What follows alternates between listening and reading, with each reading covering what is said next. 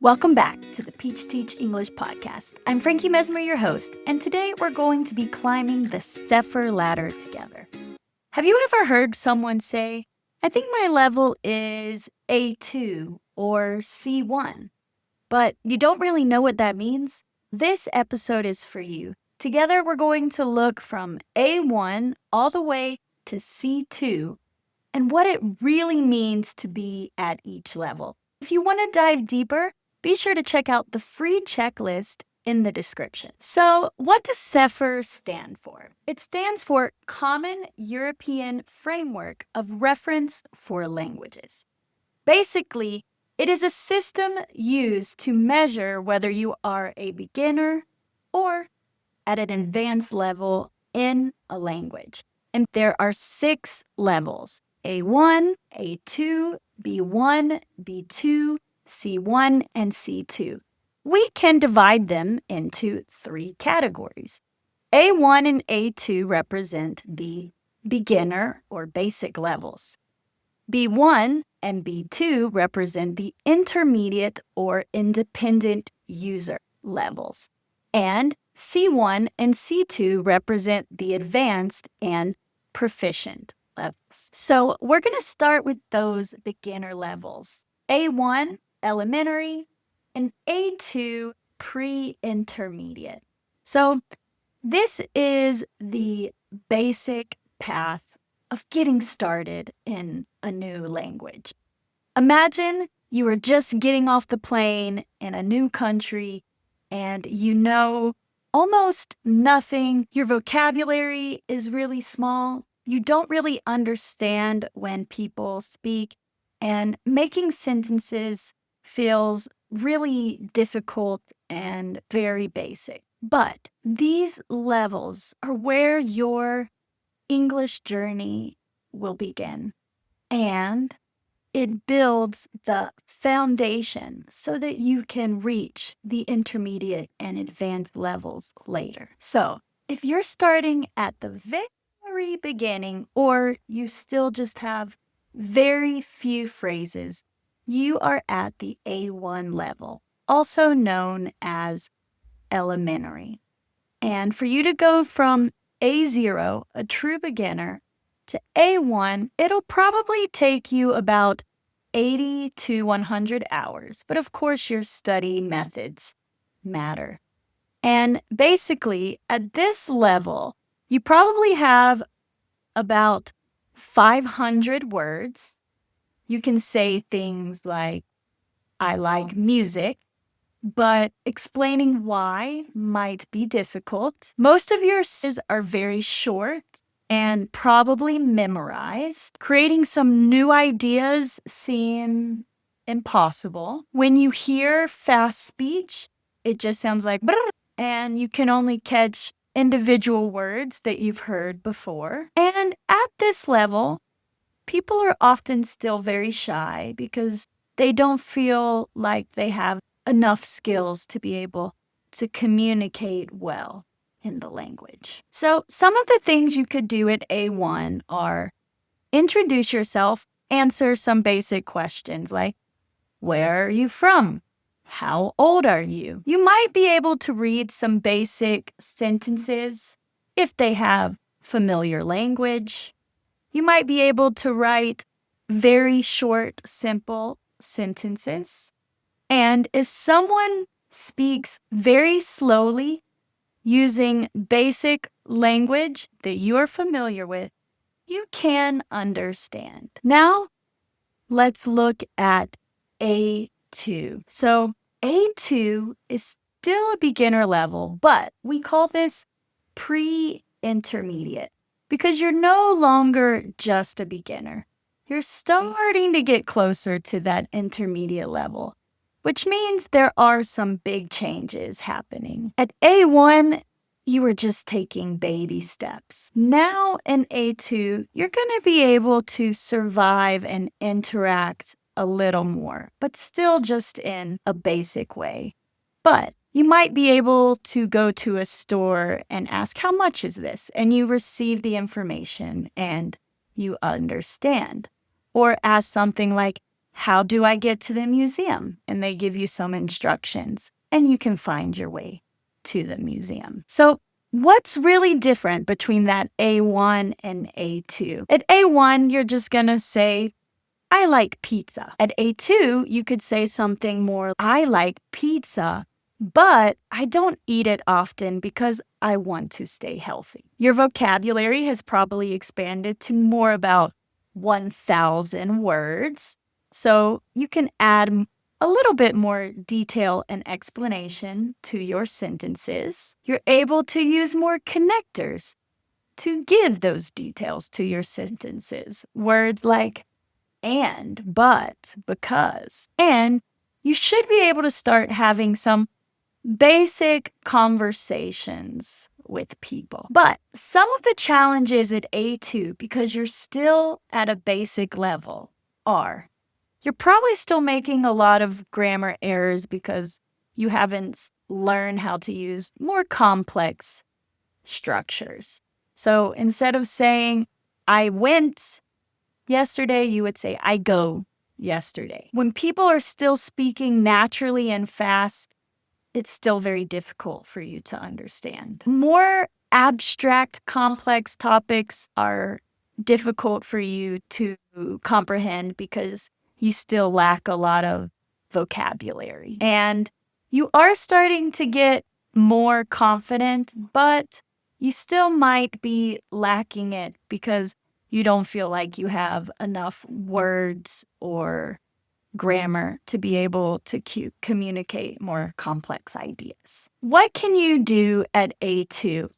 You can make suggestions, saying things like, hey, let's get pizza this weekend. You can read maybe more paragraphs and understand them. You can write paragraphs, maybe with some mistakes, but you're starting to be able to write more. And you can follow short conversations if they're spoken clearly and at a little bit slower pace, simplifying the language. If you want to move from A1 to A2, this will probably take about 100 to 150 hours. And so what are some things you can do? You can learn daily vocab. You can use apps like Duolingo. You can try to build longer sentences. Stop trying to just say, I like coffee, and say, I like coffee because blah, blah, blah. Start watching some cartoons or short videos in English to develop your listening, and you can start getting some more natural English listening practice so that you can get to that intermediate level. And start speaking. If everything is just coming in but not coming out, you're probably going to stay at that beginner level much longer, or your listening and reading skills are going to go up while your speaking and writing skills stay at the beginner level. If you are at A1 or A2 level, be sure to check out that free PDF in the description where I give you skills, topics, and grammar that you need to learn to help you get to that next level. And that pretty much wraps up the beginner levels of A1 and A2.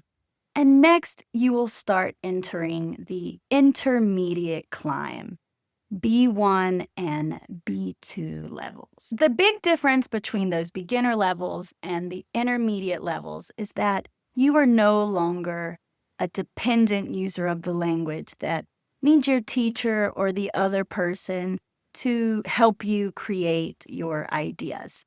At the B1 and B2 levels, you are now an independent user, and you usually can find the words and the way to communicate and understand what you need. The difference is B1 is low intermediate. So you are an independent user, but you still might lack some very specific vocabulary or make a lot of mistakes in grammar. While at the B2 level, you're high intermediate. So you're not going to make as many mistakes. You're going to have more vocabulary, and you're going to be able to start communicating more and more complex ideas. So let's go ahead and start with that B1 low intermediate. The big switch here from that A2 to B1 is that your listening comprehension is going to increase a lot. And you're really going to be able to start talking about your opinions. You can tell some story, and you're really going to be able to maintain a conversation pretty easily. And to go from A2 to B1 should take about 150 to 180 hours. But you're still going to have some challenges. So you might still have to hesitate on some unfamiliar topics because you're still at that low intermediate level. So you might lack some specific vocabulary. You might miss some details in very fast conversation, especially if they're using a lot of unfamiliar language, complex ideas, or slang. And you'll probably still be making quite a few grammar errors, especially in more complex grammatical structures. And you can write paragraphs very well, but when you have to start writing long essays, your mistakes are going to become more obvious and you might struggle to use natural sentence structures. So you reach B1 and now you're able to maintain some natural conversations and you really don't need that much help using the language in a more everyday context. But now you want to reach B2, which from my perspective is the fluency level. When you're able to pretty much interact with the language easily, it's easy for you and your speaking partner to communicate ideas without strain. So let's look at the big differences between that B1 and B2 level. As we mentioned, at B1, you're finally able to start having conversations, understand more of the language. But B2 is when you're really starting to get more details when you're listening. You're able to explain your ideas with more precision. And you're actually starting to understand more complex ideas in the language. With my personal students, when they're at B1 level or B1 plus, I noticed that their ability to critically think in the language, share opinions, ideas that are more complex, that require deeper thinking, are often more challenging for them. While someone at B2 can do this more freely, but at B2 level, you're still intermediate. You're not advanced yet. So there are still some challenges. And those challenges would be when you're using the language in a more professional, formal situation, you might still feel like your language skills are inadequate because you're working with native speakers who have more language and confidence than you. Although you do have a more expansive vocabulary, if people speak really fast or use a lot of slang, it still might trip you up. Your writing is definitely becoming more advanced. You can write an essay, but you're still making some errors that someone at a more advanced level or a native speaker wouldn't make. These could be things like word collocations, the correct prepositions, or things like phrasal verbs. And when you're speaking, you will also continue to make some grammar mistakes, especially in more complex grammar structures. So if you want to go from that B1 to B2, it's probably going to take you about 200 to 250 hours. And what can you do to get there? I recommend reading the news or books, articles. Really study those connectors so that you can start to communicate more complex ideas and also understand them. I highly recommend listening to podcasts like this one and practice your writing. choose some more complex topics and really try to develop your critical thinking and answers on more advanced topics so that you can get to that more advanced level. I just want to take a moment to say that if you've already reached B1 or B2 level in English, you're already doing a great job. And C1 and C2 are more like extra. Basically, reaching these advanced levels means you're really starting to get a very wide range of vocabulary. You're starting to sound more like a native speaker. And these levels are really hard to achieve. So if you get to B2 level, you've already reached English fluency, and you should be proud of yourself. Finally, we're reaching the peak of the mountain. C1 and C2, the advanced proficiency levels. C1 means pre-advanced, and C2 means advanced. So, what are the big differences between B2 and C1? You're going to start being able to use more specific and natural vocabulary. You are going to make less mistakes and be able to use more advanced structures and grammar without really having to think about it. You'll just be able to do it correctly, quickly, and naturally. And also, you'll start to be able to notice more the nuances, the difference in tones, and also be able to create those yourself. Because now you are a proficient user of the language. But you still might face some challenges at C1 level, which is the difference between C1 and C2. So, although you are getting a more advanced vocabulary, there still might be some tricky words that you don't fully know how to use correctly and naturally. Maybe you're trying to use these big fancy words, but it sounds unnatural, and perhaps very technical words can still confuse you. When it comes to listening, writing, reading, all these skills, usually you will be able to do them very well. But you still might have some misunderstandings or make some silly mistakes because you are lacking that C2 level, which basically we could say is more like a native speaker. So you would still benefit from practicing with native speakers and having them correct your work because you're still making some minor mistakes. So it'll probably take you about 200 to 250 hours from you to go from B2 to C1. So now we're going to look at the final level. We're making it to the top, C2, which is the level of mastery.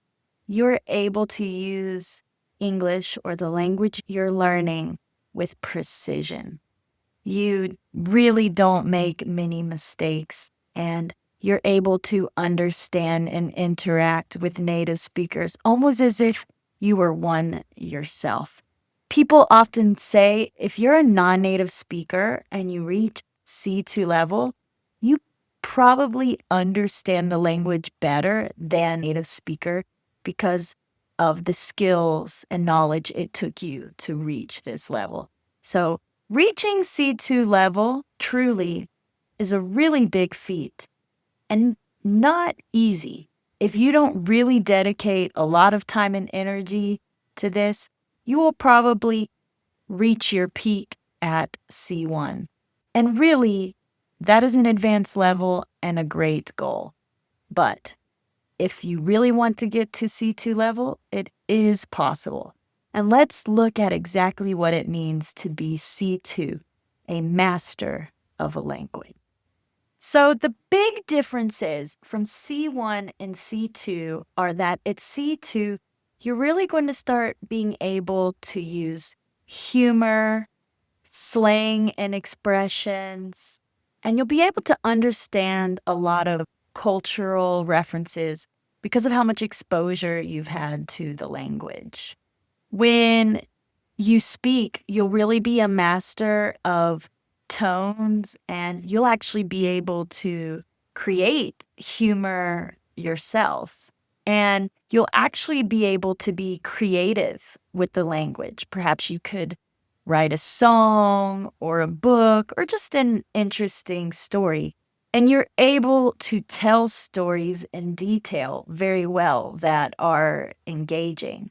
And when it comes to listening, you can pretty much understand everything that you hear, and you can easily use the context to learn new concepts. You would be able to go to university, write essays, interact, and do everything that you need just like a native speaker. So, for you to go from C1 to C2, it would probably take you about 250 to 300 hours to reach this peak level. And here's some methods to help you achieve it. Read poetry, classic literature, longer books. Try to write creatively and in detail. And this is really key.